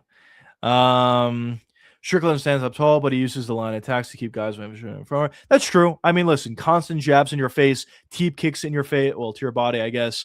There's constantly something coming at you, plus, with Sean Strickland that kind of helps out his takedown defense, I guess, and it makes it difficult to actually get to Strickland. But with that being said, if there was anybody that can just get around the jab and just shoot in for a takedown in general, I do think that it would be a guy like Khamzat Chimaev. So we'll see. We'll see if he's able to accomplish that, though, talking about Strickland. Dricus is a good fighter, but he wasn't prepared for Khamzat level wrestling. Yeah, I think you're right. I think you're absolutely right. He just wasn't prepared for it, unfortunately. He didn't have a great game plan going into it. Now, if they ever were to rematch, could he make improvements and could he actually win the fight? Maybe. I mean, probably not, but maybe. I mean, listen, Hamzat's incredibly hittable in that 5th round. The 30 seconds that Dricus was on the feet of the entire fight, he landed big shots and he came closer to finding a finish in that fight than Hamzat did. And Hamzat had the crucifix position for like the entire fight, and he still wasn't able to come close to a finish. So look, there's always a possibility when talking about Dricus, but I definitely would not favor him in a rematch if it ever did end up happening. I think DDP could use his BJJ more effectively and threaten Hamzat to get up. And yeah, I think that's true. I do also at the same time think Burns is significantly better with his BJJ as compared to Dricus. Dricus does have really good BJJ, like really good, but I think it's a bit different compared to Gilbert Burns. For one, but for two, like yeah, I do think that could have been something he went to at least threaten something to try to get back to his feet. I think it would have been a good decision. But obviously, he didn't really do anything in that fight. Maybe he can do it against somebody else that he goes up against in the future if he does end up going up against a grappler. I do think his next fight's probably going to be against Nasruddin, if I had to guess, who's not a grappler. But if he ever does go up against a grappler in the future, that definitely could be something he goes to. I have moved here. Let's go, brother. I think Sean has a better shot than DDP. I think I probably would agree with you. I mean, I do think Sean is going to be putting up a lot more resistance as compared to DDP. I mean, I don't think it's possible to put up less resistance than DDP did. But at the same time, I don't know. We'll see. We'll see. I still think you have to favor Hamzat. Who should pick between Azamat and Jiri? I would definitely pick Jiri. The only thing I would say about that fight is I kind of am curious to see where Jiri's chin is at this point in his career. Listen, he's taken a lot of damage. He was finished by Alex Pereira twice. He just got finished here against Carlos Ulberg. He gets hit so much. Even in the fights that he won, he got rocked in essentially every single one of his performances. I know he's not old, and I know theoretically he hasn't really shown any signs of his chin getting worse or anything like that, but it is a concern at a certain point. But if his chin's fine, I definitely favor Jiri, even though he's very hittable. But if his chin's not fine, then yeah, you have to favor Mirzakhanov. Jiri smokes him. Yeah, I would agree. Jiri probably would smoke him, but you never know with his chin. Yo, what's going on, Dark? Welcome to the stream. Thanks so much once again for becoming a channel member. You guys are not serious. It's not grappling. Listen, he wasn't prepared. It is what it is. Gilbert Burns was BJJ world champion. Hamzat was like, yeah, exactly. That's kind of exactly why he decided to stand and bang against Gilbert Burns. Bro, what the fuck's going on here? But anyways, the fact that Imavov didn't get the title shot in the day as robbery, Sean Strickland versus Hamzat is for sure. Yeah, I mean, listen, I don't necessarily agree that Imavov didn't get the title shot or like that he shouldn't have gotten it. Like, yeah. Imavov should have gotten the title shot versus Hamzat Chimaev, but for one reason or the other, whether it wasn't marketable, whether it was because Hamzat didn't want to fight Imavov, or it was a mixture of both of those things, the UFC decided to go in a different direction, and they decided to give the title shot to Sean Strickland. What is the card of the year so far, in your opinion? I like the Seattle card. I think it probably is UFC 327, the card of the year. Seattle card was pretty good as well. But I think 327 is the card of the year so far. I just know the main event kind of took away from it a little bit just based upon how weird that fight was. But the rest of the card I thought was really fun, really good.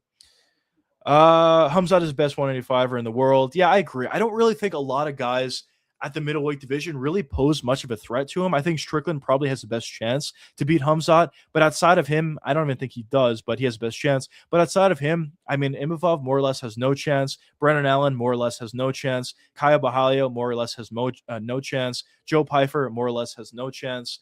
Fluffy has somewhat of a chance, but probably doesn't win.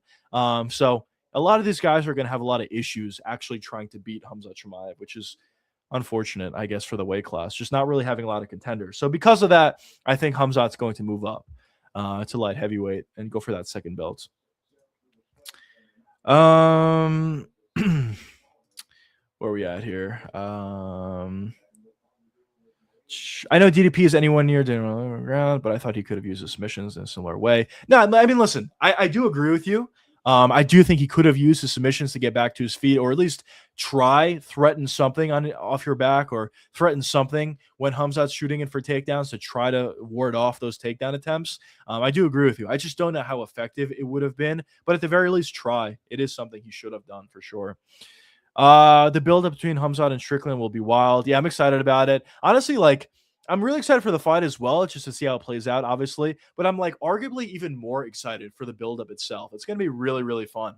Also, I do want to make a quick mention. If you guys are enjoying the stream and want to support your boy, be sure to hit that join button down below. You'll get access to best bets. We just had a winning week last week for UFC 327, alongside with additional bets upcoming forward as well for every single card. You'll get members only live streams each and every Friday. You'll get members only shout outs in each one of my videos. You'll get discounted merch, which you see in the back as well, alongside with a new thing that I've been adding to the channel memberships in terms of adding full in-depth breakdowns for particular fights for each and every card. So if you guys are enjoying the streams, want to support the channel, be sure to hit that join button down below. Where are we at here? I'm scared Hokit might get knocked in, so I'm getting wait, what'd you say? I'm scared Hokit might knock it. Yeah, I think he probably will. I think he's probably going to wrestle. I think he'll find a TKO on the ground against Derek Lewis. Hokit is significantly better as compared to Lewis. Really, the only chance Lewis has, which is probably the case for every one of his fights, is landing a big shot, whether it's an uppercut or an overhand right. But outside of that, Josh Hokit should win this fight relatively easily. We'll see, obviously, how it plays out, but he should win. 327 was awesome, but the main event and the Reyes Walker fight ruined it for me. That's fair. I mean, listen, Reyes versus Walker was a horrible fight. There's no question about it. And obviously, there was some excitement going into it, not because it was going to be super high level, but it was probably going to be fun, or it should have been fun at the very least. So to see it play out the way it did definitely is a bit disappointing. And the main event also was disappointing. But I still think the card was really good, at least to me personally. Who's your fighter? For me, it's Lance Gibson. Yeah, I think I would agree. Probably Lance Gibson, probably the best fighter out of Canada at this point. I mean, Jasmine Jasavicius probably, I guess, is the best fighter out of Canada at this point. But there's not too much talent. Charles Jourdain, maybe I'll say Charles Jourdain. That'll be my answer. He's pretty fun. He's not that good, but he's pretty fun. Paulo fights. Let's go. What's going on, brother? Welcome to stream. Hanging TV mounts, beta man, bro. Okay, it's gonna be fucking hell. No, I'm not saying I think it is. I thought it was early, but it didn't do nothing. Bro should have run wrestlers. Yeah, you're right. I mean, you're right. You're absolutely right. It is unfortunate the way it played out. That's exactly why they're giving Strickland the chance to go over Imavov. People are excited for the build-up between Strickland and Hamzat. Yeah, 100%. I mean, I don't think many people really cared at all about Imavov and Hamzat. I also didn't really think Imavov had much of a chance to actually beat Hamzat, if we're being completely honest, on top of that. But there's just not really much exciting about that fight. So because of that, the UFC went in a different direction. And I think ever since they saw Strickland put on that performance against Fluffy, which is something that many fans did not expect, I think they kind of got excited. And all of a sudden, they could put together a big fight for the weight class win. Before, they didn't really have the option to do that. So that's why we have Strickland versus Hamzat. Max Holloway is the GOAT of GP in the top 5. So never was winning that belt again. Yeah, I mean, probably not. Probably not, especially at this point. I think after losing to Charles Oliveira, especially in the way he did, I don't think he ever gets the belt at lightweight. I don't think he ever even moves down to 145 anyway. But at this point, there's just guys at the very top of the lightweight division that are really difficult stylistic matchups for Max Holloway. Now, the weight class is kind of shallow, probably the shallowest it's ever been. But with that being said, Topuria is a really tough matchup for Max. Arman Shukin is a really tough matchup for Max. Charles Oliveira, obviously, was a tough matchup for Max. BSD, honestly, I think is even a tough matchup for Max. There's a lot of guys at the top half of the weight class, so just give him issues. If he can't stuff the takedowns at this weight class, he's not going to have a lot of success. Where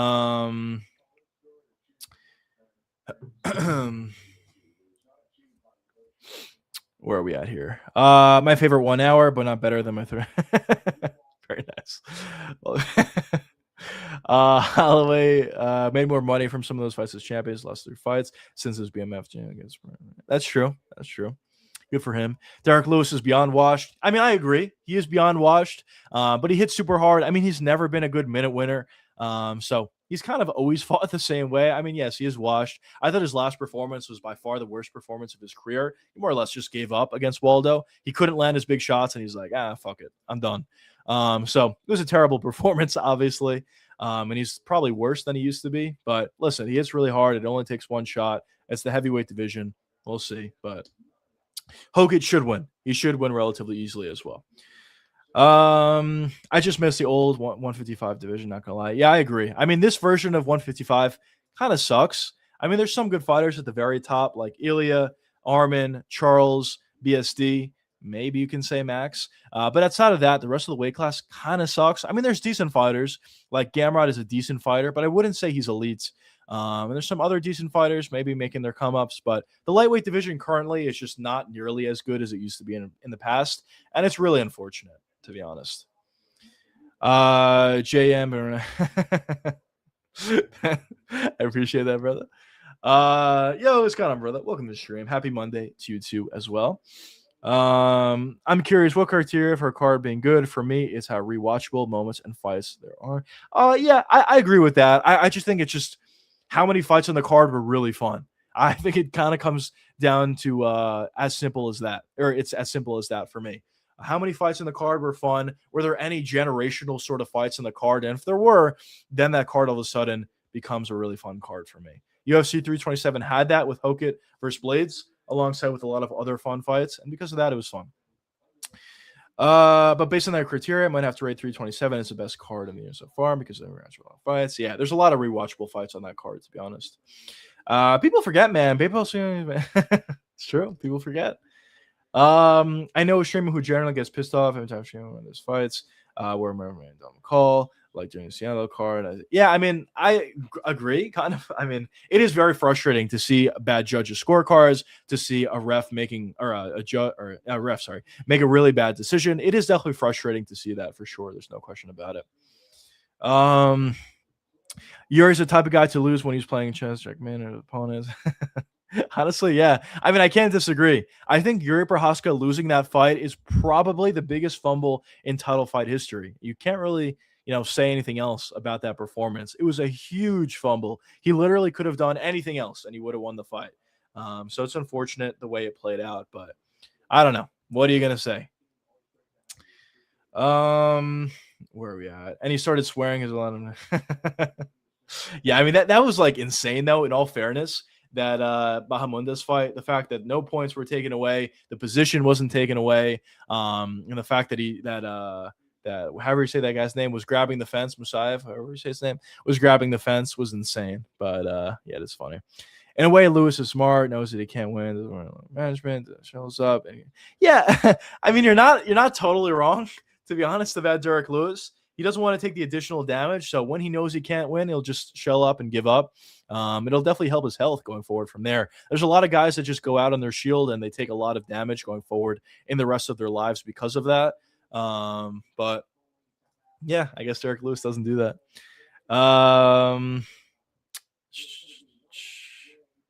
Where are we at? I don't understand the logic. Why would you get so mad over a ref's decision and say the entire? Oh, he said the entire card. Okay, I guess I didn't read that part. But yeah, the entire card doesn't suck because of one bad decision made by the ref. I think that's a bit ridiculous, but it is definitely frustrating in the moment for sure, seeing a bad decision by the ref. Let's go, Dark. Yo, what's going on, brother? Welcome to the stream. You're acting like a spiritual warrior for getting mercy. Everything's good to get knocked out. Yeah, I don't know. I don't really know what to say. I mean, listen, you kind of get two sides of Jiri. On one hand, he's super fun. He puts on great performances, and everybody loves him when he puts on those performances and wins. But when he loses in this sort of a fashion, everyone hates him. They call him an idiot. Which, listen, he definitely was an idiot to lose in that way. But it's kind of the Jiri Prochazka experience. It's not something that's completely surprising, I guess. Juice, give us a spin. I'll give you a half spin. My green. Well, I can't even. That's the most I can do for you. There you go. My green screen is too close to me. Unfortunately, it'll fuck it up. I get mad about being on a call up, but you should post online, get some attention. But I think it's necessary. That's right. Yeah, that's true. That's fair. Everyone is smart in the way to do it. True. Exactly. That's what I'm saying. Yes, sir. Josh Allen can be, but I'm sure he gets beat. Yeah, I mean, I do think he'll have some trouble against those guys. I don't think it's impossible for him to win, and I think at one point or the other, I do think Hokit will become a UFC champion. It might not be immediately, but the guy's only 28 at the heavyweight division, which is incredibly young. I know he's smaller than basically everybody else. I do get it, but he's a lot faster than everybody else. His wrestling's really good. His power is, yeah, I know a lot of people said he has no power, but I think his power is like decent. There's a lot to like about Hokit's game. His chin seems pretty good. His cardio is pretty good. So there's a lot to like about his game. I think he holds on to gold at one point in his career. Maybe he actually is able to beat one of these guys at the top, like Tom Aspinall, Cyril Gane, or Alex Pereira. Or if not, I'm sure after they all retire, it'll be Hokit time, and he'll be able to get the belt at that point. Wouldn't be surprised. But with that being said, I would like to see Hokit make some improvements, obviously, to beat the top level of guys. But he could go to the wrestling. There are things he could do to beat some of those fighters. I think he's just allergic to UFC belts. Yeah, I mean, he was a champion in the past, but yeah, in general, it's just unfortunate to see how it played out. I do think Alex Pereira, both of those fights were not fights that he was going to win. Just because Alex Pereira has a style to beat Jiri Prochazka. Jiri Prochazka heavily relies on his chin. If he doesn't have a great chin, he's not going to win the fight. And Alex Pereira has really good timing, really good precision, and most importantly, hits incredibly hard. Because of that, I feel like Jiri never beats Alex Pereira. It's just one of those matchups that are really bad stylistically for him. This fight against Carlos Ulberg, I thought going into the fight he could win. I thought he would win. And especially after Carlos Ulberg tore his ACL during the fight, I thought, all right, the fight's over. And then Jiri still gets knocked out. It was just very unfortunate to see. But I don't know. It's the Jiri experience. What can I say? Josh Hokit is no champ. Am I right, Miami? We'll see. I personally think he does. I think he holds on to the belt at one point or the other. It might not be now. It might be in like 3 or 4 years from now or 5 years from now. Who knows? But he's still really young at the weight class. And maybe some of these guys at the top right now won't be as good in the future in 5 years from now, or they'll just be completely gone and it'll be Hokit time. But we shall see. Hokit could probably make middleweight. Honestly, yeah, he probably could. He weighs in at what, like 230, 235 for the heavyweight division.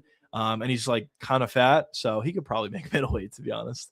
But you know, is what it is. He's bringing greatness to the heavyweight division, so I don't really have much of an issue with it. His post-fight interview, I forget who I am, right before the Mammy and a Master or loss. Yeah, I didn't think his post-fight interview was that funny. But listen, he's a fun fighter. He's great for the sport. And his fighting style is really, really fun. Having a daughter make Jiri soft confirmed. Yeah, for Charles Oliveira, having a kid, you know, completely changed him as a fighter. But for Jiri Prochazka, it made him soft. Unbelievable, boys. I don't know what to say. But honestly, like, I had a really difficult time wrapping my head around what actually happened during the main event. I put together a video on my second channel, the Juicecast. If you guys haven't seen it, check it out on that channel. But I don't know. It's just very hard to picture something like that happening. It's insane, but you know, it happened, and it is what it is. Who we got? Alex versus Gane. I'm not sure, but Gane will probably take it, I reckon. I personally lean with Alex Pereira. I think the calf kicks are going to be pretty big. It's going to slow down the movement of Cyril Gane. Also, Cyril Gane has never done a great job at stuffing calf kicks, not stuffing, but checking calf kicks and getting out of the way of calf kicks. So I do think it's going to be a big factor in the fight. Now, Gane will pose a lot of issues to Alex Pereira as well by utilizing movement, by just being a lot faster. He'll probably be bigger than Alex as well. So both guys kind of pose threats to the other, but I think the calf kicks are going to be a bigger factor. And from there, I think Alex Pereira will be able to go to everything that he does well. Body jabs, head kicks, left hooks, jab to the body, right straight to the body, and just go to work from there, essentially. Let's go for that. Am I right, Miami? That was pretty fun. Honestly, like, I think Josh Hokit's pretty cringy. There's no question about it, but I think it's a good thing, even though, because he's garnering a lot of attention. But with that being said, I thought his press conference performance was hilarious. He was just saying like some stupid shit, but then he's like, am I right, Miami? It was kind of hilarious. So he definitely grew on me a bit. And based upon the way he fought, I mean, how can you not like Josh Hokit? That was an incredibly fun fight. There's videos of Hokit and Bo wrestling, and he looks so small then. Yeah. Yeah, I mean, listen, he's not the biggest guy in the world. The fact that he's fighting at heavyweight and having success is crazy. I mean, he stuffed a bunch of takedowns, actually, against Curtis Blades, who's a pretty good wrestler in his own right. He's not the best in the world, obviously, but he's pretty good, and he's a lot bigger than Josh Hokit, and he still was able to stuff takedowns, even in occasions when he was tired. So, it's really impressive to see what he's able to do. Just like a fat middleweight, but he's athletic. He's a former NFL guy. It's pretty clear that he has next level athleticism, and he showed that in his fight so far in the UFC. Curtis from the fight. He was gonna win, or he's just trash. I think for Curtis, I mean, I've said this forever, and I think it was another example of it during this fight. I think early, he kind of just got onslaughted, and Hokit came close to finding a finish, but he kind of went all out and gassed himself out. I thought at that point there was a real opportunity for Curtis Blaydes to kind of just stay patient, stay calm, and find your shots. He's good enough to do that. He's a pretty good striker. He has a good amount of power. He's a good wrestler. There's a lot of things that he does well out there, but he just decided to go all out and find the finish, or try to find the finish, and he gassed himself out as well. So, and when both guys were tired, I think Curtis Blaydes was more tired than Hokit. So I guess what I'm trying to say is, I think the issue with Curtis Blaydes is he's good. He can strike. He has power. He can wrestle. There's a lot of things he can do. He's a functional heavyweight. He's probably, going to stay in the top 5 for a little bit. I think he beats everybody else outside of that. But with that being said, his fight IQ really fails him in a lot of times, in a lot of moments when he fights up against higher level competition. And I think we saw that once again in his fight versus Hokit. Cork sometimes maybe good, sometimes maybe shit. Yeah, it's just his fight IQ. He's a good fighter. I think there's a lot to like there, but he's a good fighter. Alex Pereira beats Gone. Easy trust. Let's go. I hope so. I hope he does. I do think he will. I think if I had to say, I would lean with Alex Pereira, but it is a close fight, I will admit. Kinson slipping on Gone and playing fast. Yeah. That's true. I mean, he does a good job at slipping jabs overall. So I would be shocked. Yo, what's going on, brother? Welcome to the stream.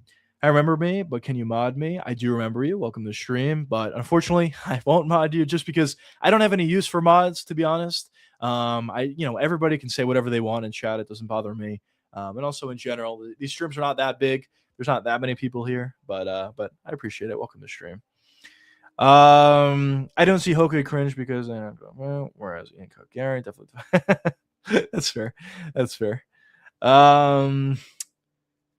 Who do you have between Marcus Buchecha and Ryan Spann? I think both these guys are kind of like failed heavyweights, to be honest. Ryan Spann is really talented. I think he has a lot of power. There's possibility he could have been good, but he has negative fight IQ, and because of that, I jumped off the bandwagon, if there was any bandwagon at all. And for Buchecha, there's a lot of hype for him coming into the UFC, but every time we saw him, he looked terrible. So I don't know. It's kind of a fight between two guys that more or less suck. Maybe I'll go with Buchecha because Ryan Spann, I can so see him making a mistake and forcing his way to getting submitted, I guess. So I'll go with Buchecha, but I think both these guys are not very good, to say the least. Bro, let's not forget Pavlovich versus Curtis. Yeah, I mean, that's a perfect example as well. I mean, Curtis Blaydes easily could have won that fight, but he's just decided to brawl against a brawler, which literally made no sense. And I think the reason for why he did it was because he was actually landing a lot of good shots in that fight.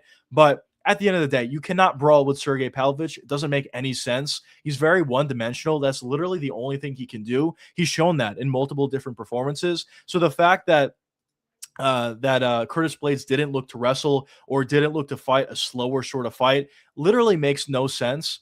And it's just another example of him having bad fight IQ. He's good. He's talented. His fight IQ fails him a lot of the times. No takedown attempts, not smart. Yeah, you're right. It's unfortunate to see the way he fights sometimes. And at a certain point in time, I thought he would be able to beat Tom Aspinall. I know that some people like to play the semantics game, say, oh, he did beat Tom Aspinall. All right, let's be honest. He didn't beat Tom Aspinall. Tom Aspinall injured himself. But in the second fight, I thought he would be able to beat Tom Aspinall just because he is really talented and well-rounded, and Tom Aspinall always leaves his chin up in the air, and I thought Curtis may be able to capitalize on those opportunities and may be able to give Tom Aspinall some issues in the wrestling as well, but he just doesn't fight smart, and because of that, he comes up short against the best. And after this, sort of beating that he took from Josh Hokit, it does make me worry a little bit if he's ever going to be the same. There's a possibility that, that he's not the same, but we'll see. Manatee or marine animals. Am I right, man? Very nice. We need a quiz stream, Juice. That's fair. Make what, like, give chat some questions about MMA or whatever. Maybe we could do something like that. Add a different segment to these live streams. It is something I'll potentially do going forward. Be a good idea. I appreciate that. Also, did want to make a quick mention. We do have a fight announcement. I don't know why the screen always goes black. But but we did have a fight announcement. Faraz Ziam is going to be fighting Tom Nolan at UFC Vegas 118. Interesting fight. Honestly, both guys have a very similar frame, very lanky frame. A lot of people are very high on Ziam. I personally am not. I think he's good, but I don't think he's like, a guaranteed champion or a guaranteed top 5 guy, as a lot of other people are suggesting. But this is definitely a good barometer fight against Tom Nolan. Tom Nolan's okay. He's not great either. But it's a good barometer fight for Ziam. We'll see how he's able to perform here. But interesting fight. It is in the Apex, which kind of sucks. I kind of hate when they put legitimate contender fights at the Apex. Kind of just takes away from the fight itself, but it is what it is.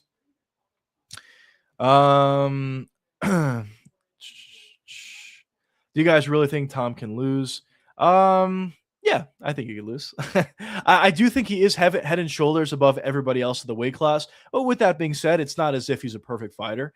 He leaves his chin up in the air for sure. He could get caught. There's no question about it. I think somebody who's an elite wrestler can give him issues in the wrestling as well. But at this point, I do think he beats Cyril Gane in the rematch if that were to be. I do think he beats Alex Pereira in that fight if that were to be. I do think he probably beats Josh Hokit right now if that fight were to be, and I think probably everybody else in the weight class he probably beats. But with that being said, he's not invincible. There's eventually going to be that one guy that gives him issues, catches him, or just beats him in some sort of a way. It's just how it goes in MMA.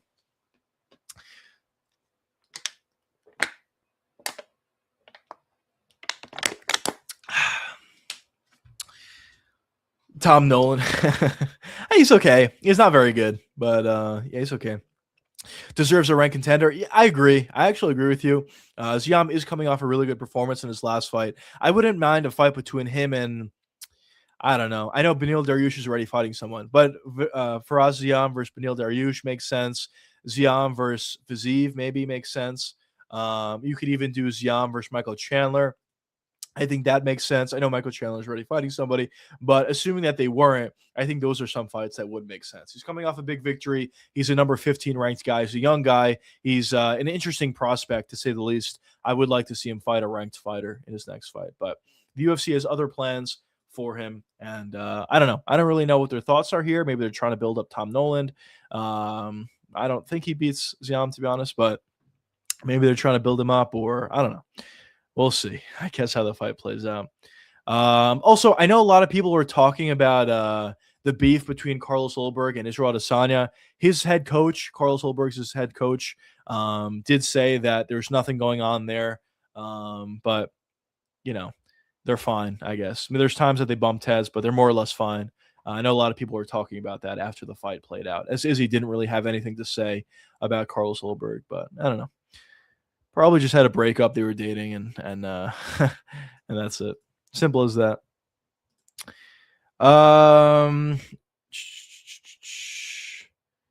Raphael will outpoint Hoofy. I thought the same. Yeah, I thought so as well. Who would you pick between Mackenzie versus Tatiana? Probably Tatiana, I would say. I mean, she has better wrestling, to say the least. Mackenzie doesn't really have any wrestling. I know she has great jiu-jitsu, especially off her back, but I'll probably say Tatiana. I don't think Tatiana is amazing. I think she's not as good as maybe she once was. She obviously went through a lot. But with that being said, I do think she would be able to beat Mackenzie Dern.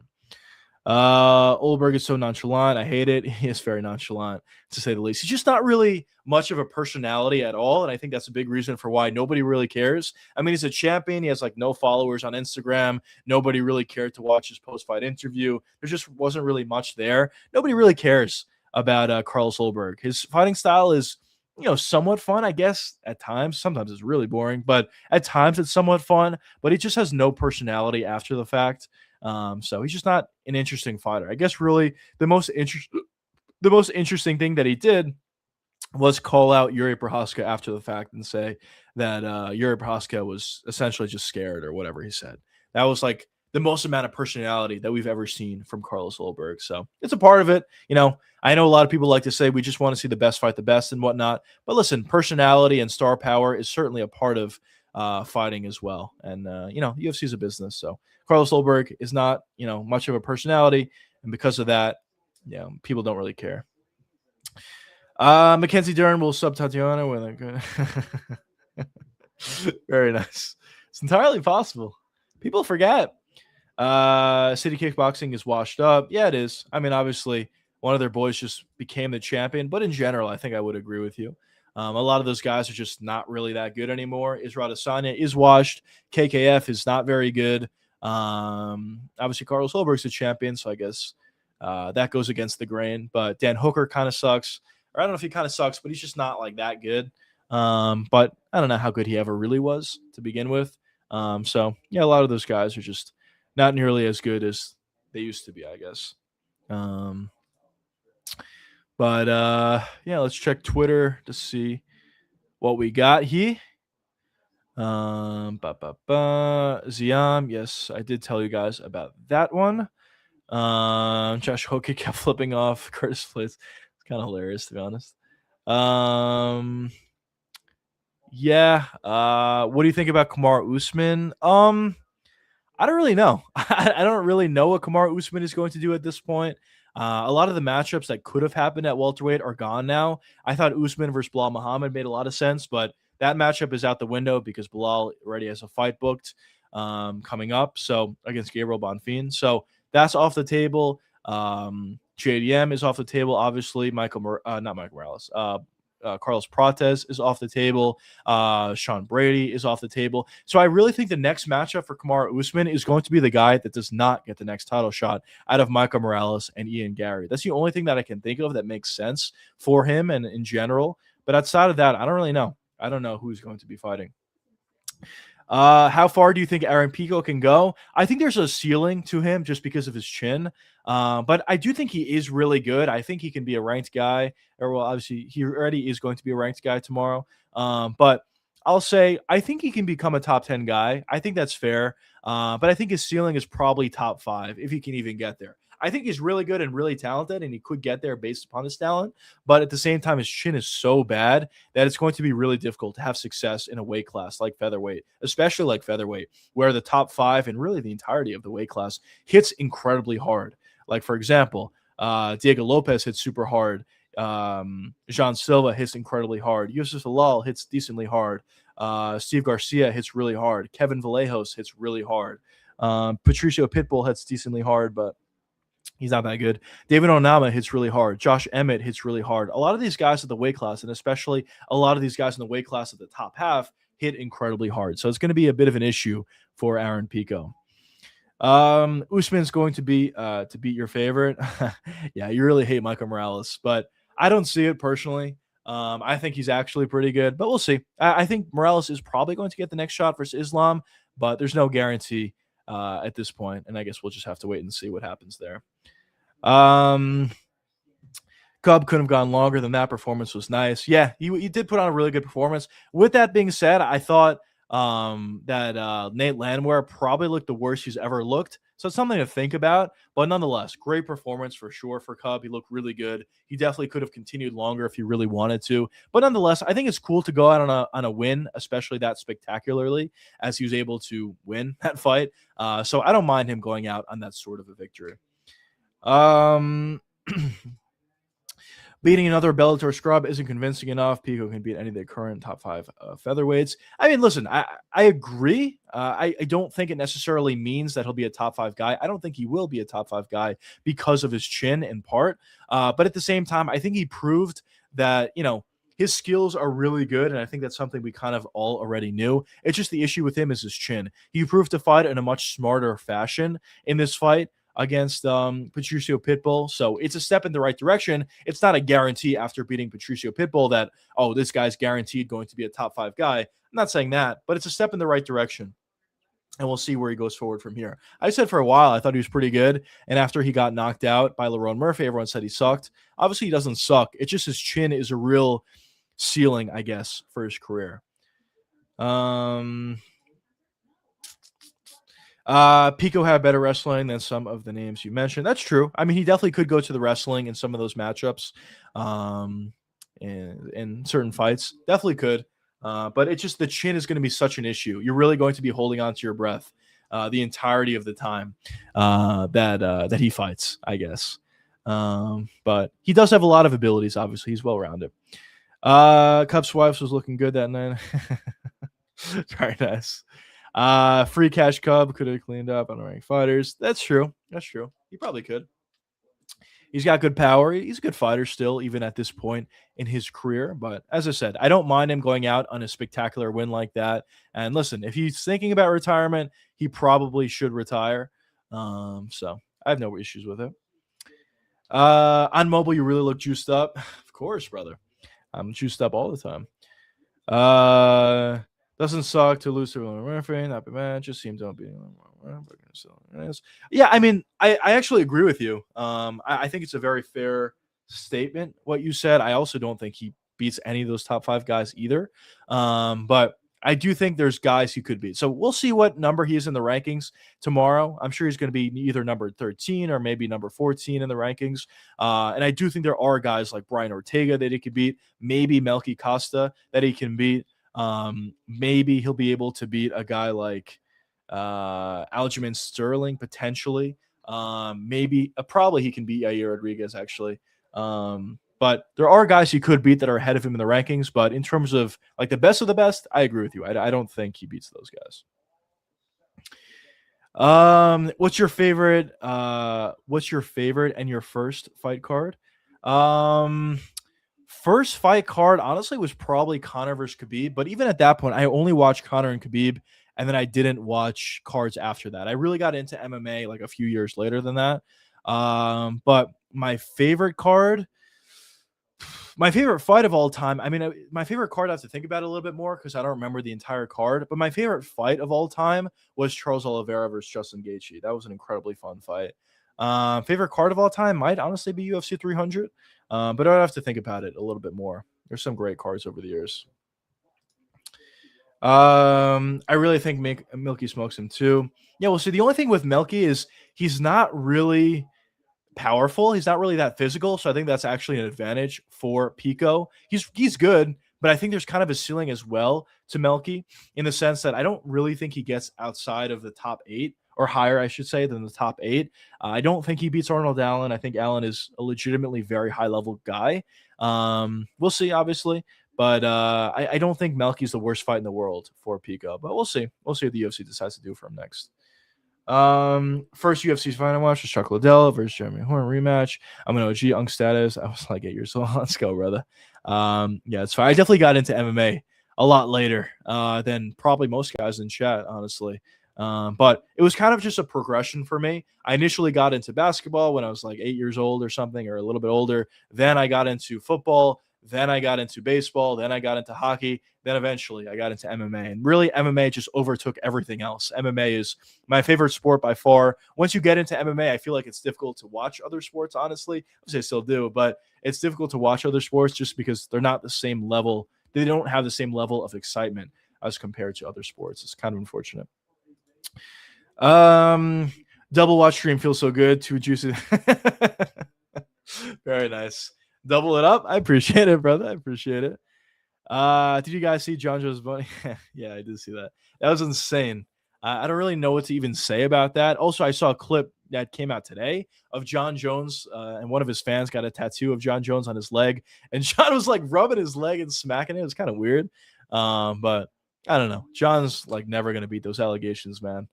It's just weird to say the least, and I don't know what to say about it. For me, it was Brock Lesnar as I'm watching UFC. It could be versus Conor. I'm watching main events only. Yeah, that's fair. That's fair. Brock was fire back in the day as well. There's a lot of fighters that really drew a lot of us to the sport. Unfortunately, we don't have a lot of those same guys though to bring in the next generation of fans into the sport. Like for example, the past you had Ronda Rousey, Brock Lesnar, Conor McGregor, Nate Diaz. Jorge Masvidal, maybe you can even say as well. There's a lot of really big names in the past, and at this point, we just don't have that same thing. And I think because of that, the sport is just it's probably more popular in terms of the people actually watching it or the number of people that are actually watching it, but it feels like it's not as popular as it once was. Nothing like the UFC. Basically, 10 plus people at my house, every numbered card, and it's basically a monthly party. Yeah, me too. Actually, that's hilarious. I do the exact same thing. It's super fun. Just having the boys over, watching fights, every single pay-per-view card, and every card in general is really fun to watch, but especially for those big pay-per-views, it's just super fun. There's nothing like it. There really isn't. BBQ, very nice, very nice. John is such a free gambling prospect. It's true. We'll see how good Gable gets. Maybe we'll get some pointers in one way or the other from John Jones, but we shall see. But yeah, fellas, I think I'm going to hop off stream at this point. I appreciate everybody for joining the stream. Also, was streaming on the Juicecast, so everybody that was on the Juicecast stream, I appreciate you guys for joining the stream as well. I will be streaming once again tomorrow at 8 p.m. Eastern time. If you guys are interested, of course, hit that join button down below for best bets, members only live streams, members only shout outs, discounted merch, additional perks as well. You guys know the drill. But I'll read this question quickly and I'll hop off. My first card was UFC 214, and I got fully into it March of 2022. Let's go, brother. That's fire. Chat. Very good. But anyways, boys, I'll hop off stream at this point. I appreciate everybody for joining. See you boys tomorrow at 8 p.m. Eastern time, and see you later, boys.